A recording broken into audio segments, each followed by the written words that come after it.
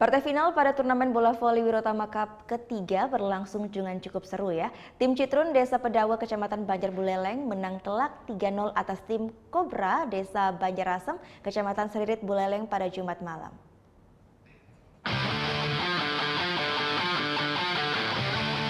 Dalam rangka meriahkan hari ulang tahun Unif Rider 900 SBW digelar turnamen bola voli Wirotama Cup ketiga.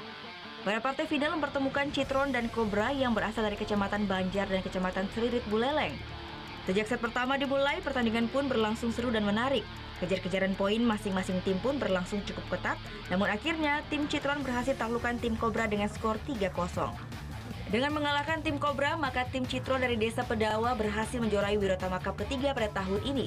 Dan mereka berhak atas piala bergilir yang sebelumnya dipegang oleh tim Corolla dari Desa Penarukan Buleleng. Pemain-pemain nasional ini yang kita punyai dapat diciptakan dari daerah Buleleng, sehingga diharapkan koni-koni daerah dapat bekerja sama dengan koni pusat untuk menciptakan atlet-atlet yang baik.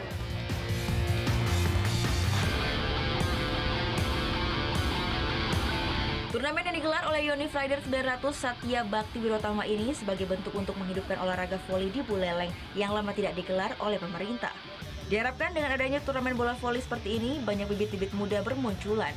Kedepannya diharapkan para atlet muda yang berasal dari seluruh desa di Buleleng ini mampu bermain di kancah nasional. Turnamen Wirotama Cup ini digelar sejak 2 bulan lalu dengan diikuti sebanyak 58 tim dari berbagai desa yang ada di Kabupaten Buleleng. Putu Wijana melaporkan untuk NET.